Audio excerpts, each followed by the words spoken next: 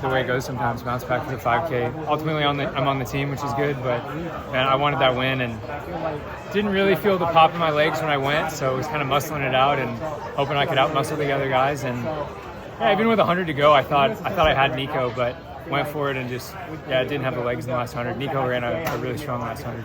Why do you think that was? Why do you think you didn't quite have the legs? I don't know. Just some days you feel the pop, some days you don't. I feel like I'm in good shape, and I expected to have better legs today. But when I went, just it wasn't like I felt horrible, but I was hoping to get a little more like response out of the legs, and just didn't have it that last 100, and Nico did. It does make you have an extra gear coming out of your stretch, and then maybe he just matched you. Yeah, I felt like I accelerated, and he just accelerated with me, and he had that step and a half coming off the bend, and I couldn't make it up. We were moving hard. I think both of us wanted that win pretty bad, and he earned it on the last 100. With the early laps and so many of those early laps going kind of at the pace that they did, were you expecting something like a 350 last month? I mean, that's what, like, that was pretty swift. Yeah, I was planning on going hard for that final mile. I knew only 4 guys had the standard, so really we had to shape one of the 4, and we were all guaranteed on the team. I felt like pushing with the mile to go was my best shot to win. And that's why I did it. So squeezed hard, and those guys are strong. They hung with it, and it did come down to a kick, and I expected to have a little more in my legs. Just not really happy with how things felt that last 100. What will you do between today and the 5,000? Go to sleep, get in the ice bath, get a massage. There's really not a whole lot you can do. I've done this double several times now, and I know that expecting to feel 100% going into the 5K is a bad idea, because usually you don't feel that way. So expect a little fatigue, get feeling as good as you can, but be ready to go again. I think 5K is a really deep field, so try to bounce back and hopefully have better legs then. Tactically, are you happy with how you managed the loss, like 250, or do you have any regrets?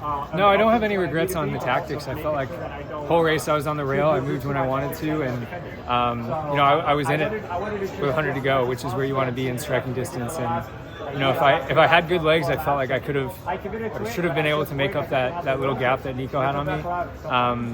Just didn't have that extra bounce, which happens sometimes, and it's frustrating when it does. But regroup for the 5K, get another shot. That's the nice thing about doubling. Even if things don't go perfect in the first one, you get another shot. When you took the lead, did you have splits in mind, like I want to try to go like 60, 59, 58, or are you just trying, like what are you trying to do at that point?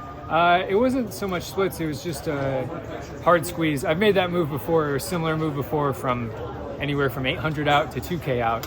And I kind of have a good feel for the effort that I can put out and still have something left at the end and make it hard on the guys behind me. I felt like I metered it properly, but I just didn't have that top end today, which, ultimately I want to have the top end in September, but I still wanted to have it today and get that win today. So, big picture, I have 6 weeks to get that top end going. My immediate focus is the 5K, so be in good positions and, have a little more bounce in the legs, hopefully. Can you just share a little bit training-wise, like to get back to that top end? You said you have 6 weeks left. Like, what does that look like between now and then, like specifically training to be able to kind of round that out? Yeah, essentially it's tapering and more speed work. It's a long year, so you really have to be careful about when you really come up for that peak on the speed, because it's kind of a trade-off, like your ability to run a really strong, hard race from the gun, like time trial style, and being able to kick really well at the end. You kind of give and take depending on your training and the time of year. So I'll back off the volume going into September, increase the speed a little bit, do a lot more of like simulating a kick. I've done a bit of that in preparation for this, but with 6 weeks to go, you go all in on that tactic. Yeah.